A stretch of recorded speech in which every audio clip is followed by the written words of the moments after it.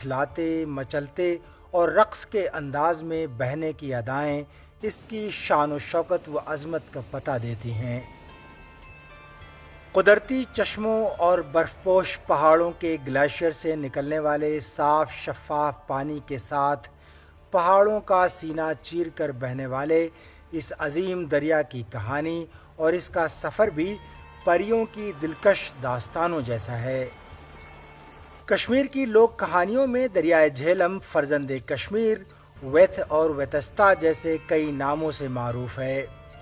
ہزاروں برس پر مبنی کشمیری تہذیب و ثقافت میں جہلم کو ایک مقدس دریا کا درجہ حاصل تھا۔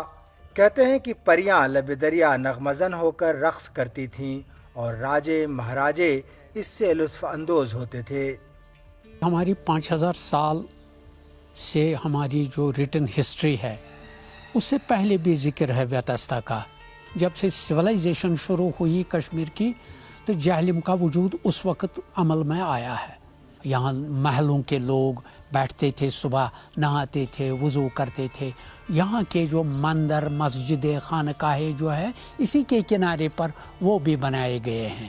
پوتر مانا جاتا تھا، پاکیزہ دریافت تھا یہ خطے کشمیر اور پاکستان کے صوبے پنجاب کا ایک اہم اور مرکزی دریا ہے جو علاقے کی زراعت میں کلیدی کردار ادا کرنے کے ساتھ ہی صحرا، جنگلات اور کھیتوں کو سیراب کر کے جنت ارضی کو چمنزار بناتا ہے۔ تو اس دریا کی ابتدا کہاں سے ہوتی ہے؟ بھارت کے زیر انتظام جنوبی کشمیر کی تحصیل ویری ناگ میں سنوبر کے ڈھکے پہاڑوں کے دامن میں صدیوں پرانا یہ قدرتی چشمہ ویری ناگ ہی دریائے جہلم کا اصل منبع ہے۔ کشمیری تاریخ و روایات کے مطابق یہی چشمہ ویتھ یا جہلم کی ماں ہے۔ سبز نیلگو پانی سے لبریز یہ چشمہ ویری ناگ قدرت کا ایک کرشمہ ہے جو ہزاروں برس سے یوں ہی جوش کے ساتھ بہتے جا رہا ہے۔ یہ جو آپ نے سپرنگ جو دیکھا ہے یہ سورس ہے ریور جہلم۔ یہاں سے جہلم ندی اس کے اندر سے نکلتی ہے اور یہ سپرنگ جو ہے 54 فٹ ڈیپ ہے سینٹر میں۔ اس میں 3 پوڑیاں ہیں 18 فٹ۔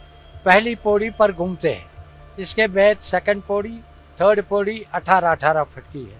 سینٹر میں اس کا پانی زمین کے اندر سے 400 گیلن پر سیکنڈ پانی نکلتا ہے۔ مغل شہنشاہ جہانگیر کی اس چشمے پر نظر پڑی اور اس نے اس کی آرائش و زیبائش پر خصوصی توجہ دی جس کے آثار آج بھی نمایاں ہیں۔ کہتے ہیں کہ شہنشاہ جہانگیر کو یہ جگہ اتنی پسند تھی کہ انتقال کے بعد اپنی آخری آرام گاہ کے لیے اسی شاہی باغ کا انتخاب کیا تھا، تاہم سیاسی وجوہات کی بنا پر اس کی یہ آخری خواہش پوری نہ ہو سکی۔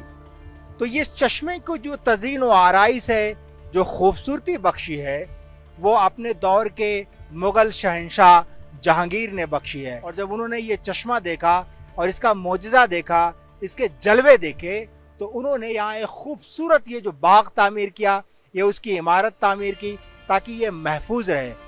ویری ناگ چشمے کا یہ آبشار آگے چل کر ایک نالے کی شکل اختیار کرتا ہے اور پھر اس سے کچھ فاصلے پر ہی جنوبی کشمیر کا اچھا بل نامی یہ قدرتی چشمہ بھی اسے تقویت بخشتا ہے۔ اچھا بل بھی مغل شہزادیوں کا ایک پسندیدہ مقام تھا اور جہانگیر کی اہلیہ نور جہاں کی نظر کرم نے اسے آرائش و زیبائش سے نوازا۔ اس دور کی یہ عمارتیں آج بھی اسے زینت بخش رہی ہیں۔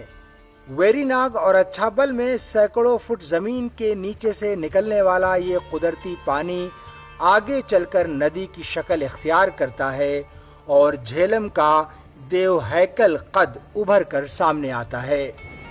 اچھا بل کا جو چشمہ ہے جیسے سمجھ لیجئے اس کے پیچھے کوئی دوڑ رہا ہے، اس کو اتنی جلدی میں یہ ابلتا ہے، ہاں دھکے مارتا ہے اس کو نکل آنے کے لیے، اور یہ سمجھ لیجئے سینہ چاک ہو کر نکلنا چاہتا ہے۔ یہ کسی مطلب اجنبی شہر سے بھاگا ہوا آتا ہے اور ہمیں سیراب کرتا ہے یہاں۔ ویری ناگ سے دریائے جہلم کا سفر شمال کی جانب شروع ہوتا ہے اور پھر جنوبی ضلع اننت ناگ کے پاس اس میں کچھ پہاڑی نالے ضم ہوتے ہیں۔ اننت ناگ سے محض چند کلومیٹر کے بعد ہی کھنبل کے مقام پر پہلگام سے آنے والا دریائے لیدر جہلم میں شامل ہوتا ہے اور اس طرح اس کی قوت مزید بڑھ جاتی ہے۔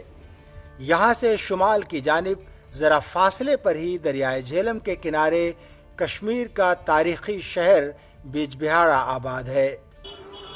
یہ تو شروع ہوتا ہے ویری ناگ سے، یہ گھر سے بہتا ہوا بہت ساری بہنیں اپنے ساتھ لے جاتا ہے اور یہ ایک بڑا ہی خاندان بناتا ہے سادہ لفظوں میں۔ یہ ندی بھارتی کشمیر کی خوبصورت وادیوں، سرسبز نشیب و فراز اور کوہ کے دامن سے ناگن کی طرح بل کھاتی چلتی ہے۔ بیج بہارا سے آگے جہلم سنگم نامی شہر سے گزرتا ہے، جہاں اس میں مزید ندی نالوں اور چشموں کا پانی شامل ہوتا ہے۔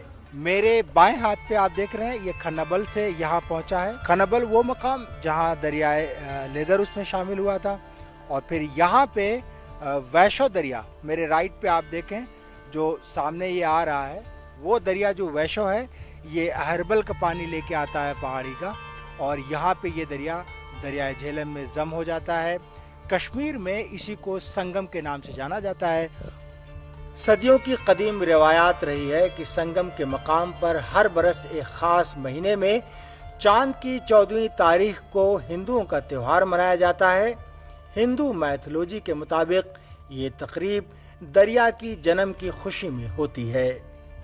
وہ اونتی ورمن جو تھا وہ ایک دن سال میں جس کو ویتھ پرواہ کہتے تھے وہ پوجتے تھے اس کو، اور چٹائیوں پر چراغ جلاتے تھے کھنبل سے لے کر، تو وہ بہا دیتے تھے چٹائیوں پر چراغ شام کو، تو دن بھر ناچ گانا، یہ بانڈ پاتھر، مشاعرے، موسیقی کے پروگرام ہوا کرتے تھے۔ وہ پوجتے تھے اس دن ویتھستا کو۔ سنگم سے آگے چل کر پلوامہ ہوتے ہوئے تقریباً 50 کلومیٹر کا سفر طے کر کے جہلم بھارت کے زیر انتظام کشمیر کے دارالحکومت سری نگر میں داخل ہوتا ہے۔ سری نگر شہر جہلم کے دونوں کناروں پر آباد ہے۔ باغات اور جھیلوں کا یہ شہر واقعی بہت دلکش ہے۔ خاص طور پر ڈل جھیل کا سحر انگیز منظر بہت ہی پرشکو ہے۔ ایسا لگتا ہے کہ جیسے دریائے جہلم سری نگر میں ڈل جھیل کے ایک سرے میں ضم ہو کر دوسرے کنارے سے نمودار ہوتا ہے۔ یہاں دونوں ایک دوسرے کو نئی زندگی بخشنے کا کام کرتے ہیں۔ مہاراجا اشوک جو بودھ حکمران تھا اسی نے سری نگر شہر بسایا، تو یہ جو سری نگر اس نے بسایا اسی ویتھستا کے دونوں کناروں پر آباد کیا۔ میں تو پہلے اس سے اتفاق کرتا ہوں کہ اس کو فرزند کشمیر بھی کہتا ہے، لیکن میں اس کو لائف لائن کہتا ہوں۔ اگر یہ دریا نہیں ہوگا شاید میں یہ جانتا ہوں کہ شاید آبادی بھی نہیں ہوگی، تو اس لیے میں اس کو کہتا ہوں کہ آبادی اس لیے ہے کہ یہاں پہ جہلم ہے۔ ڈل جھیل کو سری نگر کا قیمتی گوہر کہا جاتا ہے۔ اس شہر کے قدرتی نظارے، خوبصورت سبززار، وسیع مرغزار، تاریخی یاد